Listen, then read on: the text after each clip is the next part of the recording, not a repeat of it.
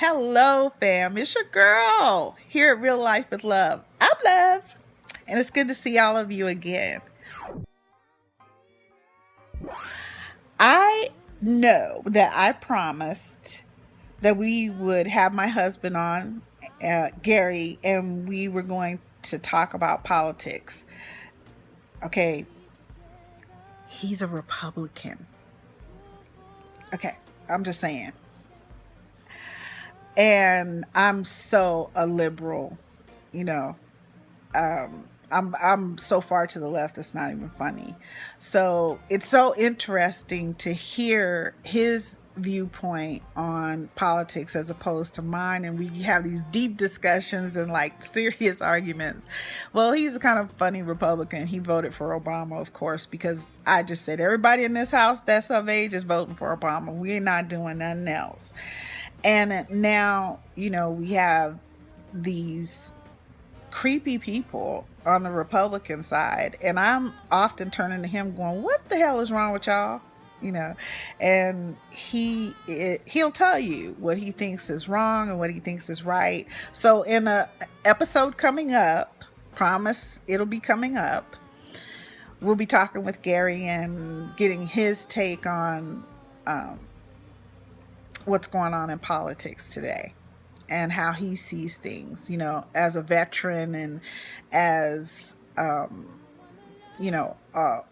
white male, and how they think and vote and why they do it the way that they do it. And then, of course, we'll be going back and forth because we know how to reach across the aisle. That's right. Okay, so back to AI youth. Last year, we did a program in our school district, one of our school districts that's pretty large where I live.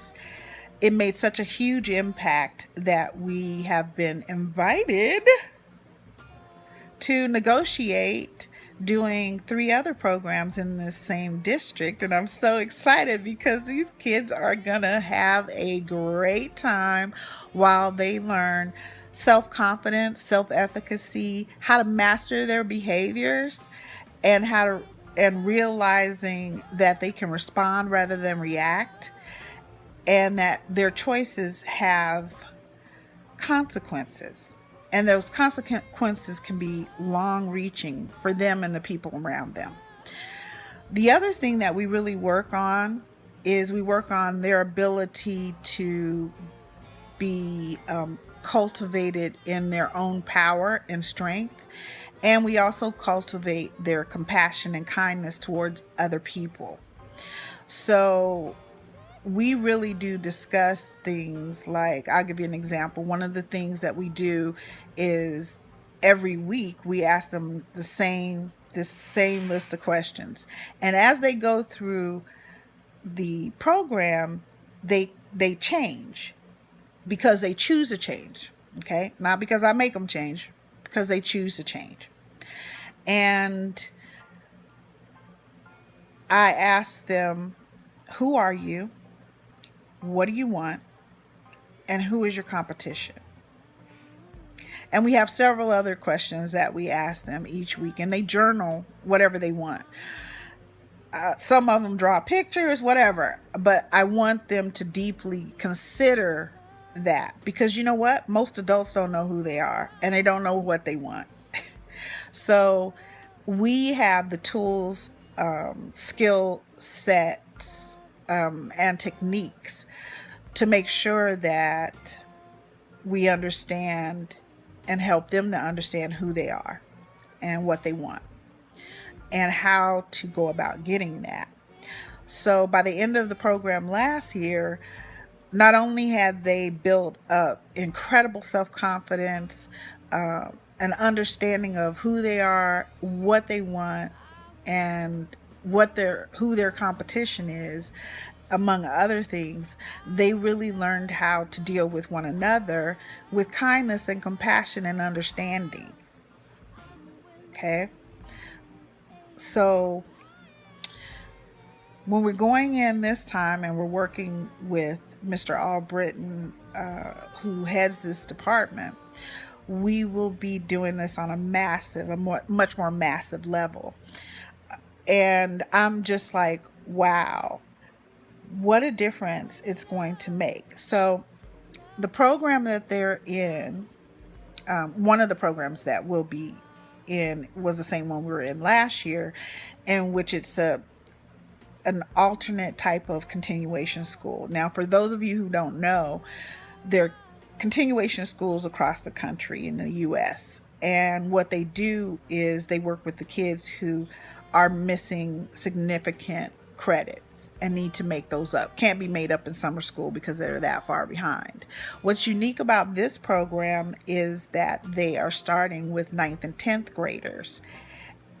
And that's important because a lot of continuation schools really deal with 11th and 12th graders, and statistically it works much better to work with 9th and 10th graders, because then they have much more time to not only catch up but to be social beings.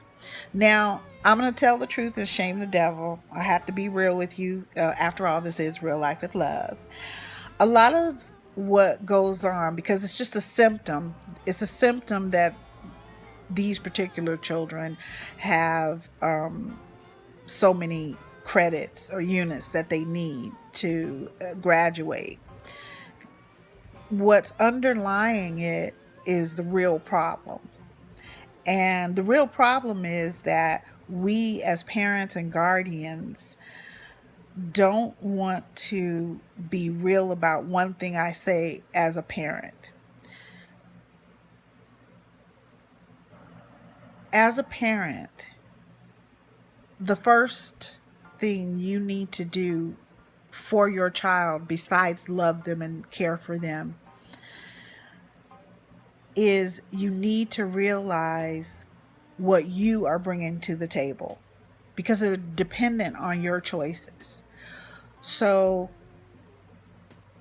what I tell parents is, listen, I had to do this same thing. I had to go back. I had to learn about kids. I had to work out my own difficulties and stresses and all the things I was going through so that I could be there to cultivate my children's power, compassion, kindness, and strengths, and to work with them on being respectful and all the other things, and to really understand that they are important and they matter, and they first have to matter to themselves.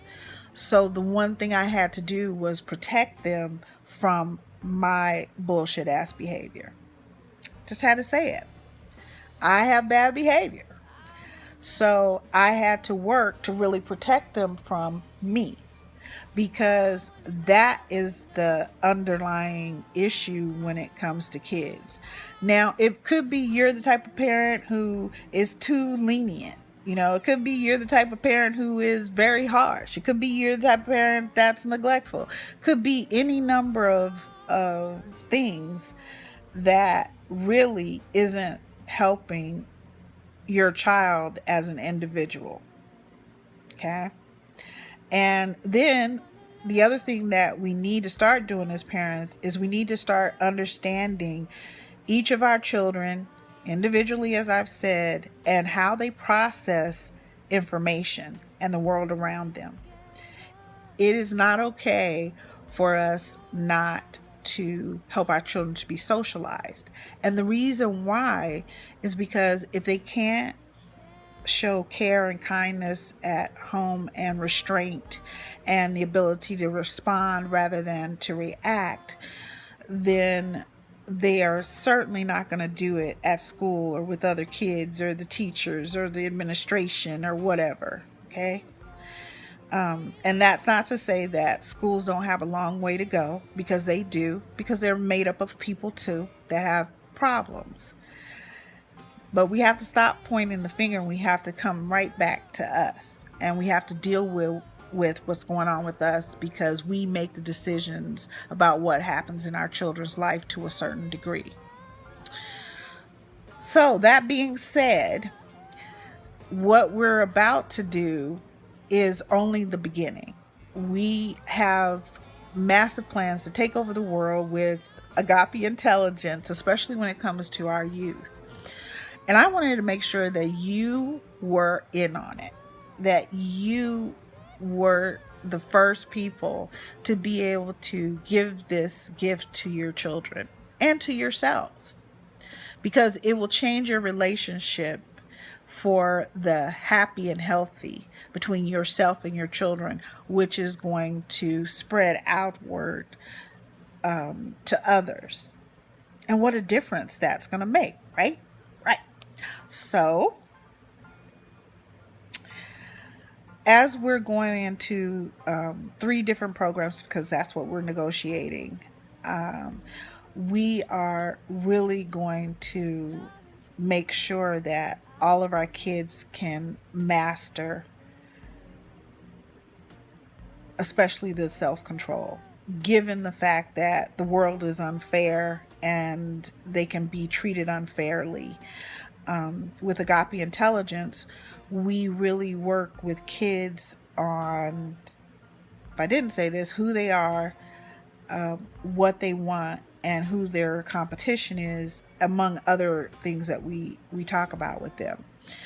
So the reason that our program was so successful with the kids, though they tried other programs, is because Agape Intelligence, by its nature, with its day-to-day techniques, skills, and helping people to really understand that they have control of their own behavior and that they bring so much to their environment and that they can change their environment just by changing their behaviors. So we use different tools to help people to do that. A lot of other programs talk about what the end point needs to be. Oh, you need to be more respectful. Oh, you need to be this. Oh, you need to do that. But they don't help you to get there.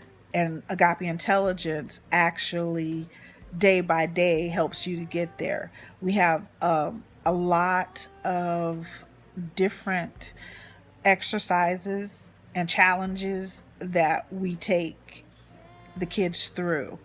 And one of the most important things that I do and my team does is we listen to the kids.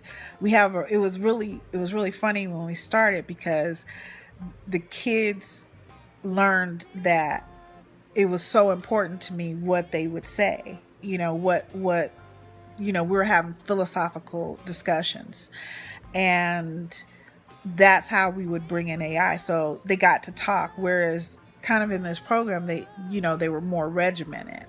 So it was exciting to watch them be able to understand that I was there to listen to them just as well as I was there to give them information. And I showed them that they're worthy of respect by my behavior, because I know that I have an incredible impact on my environment, and they learn the same. So it was just so wonderful to watch them and to see them grow. And you can do the same thing for your children. Just contact us, like I said, at agapeintelligence.vpweb.com, or do what some of you are doing, which is DMing me for more information, and we will definitely get that to you. And you can choose Agape Intelligence for your children. It will change everything. It always does. We do workshops, we do online courses, we do what's called one-to-ones, coaching and mentoring. And oh my God, once you get it, you can never go back. You can never go back. You will love it. And your children will too. And it's just amazing. Make sure that you go to Real Life with Love and hit, episode, I think it's episode 4. And you'll see how it works. You'll be able to listen to my 16-year-old Nandi, and oh my God, her brother's amazing too. They're respectful, they're kind, they're understanding, but they also are quite powerful. So I just wanted to invite you. Love y'all. Bye.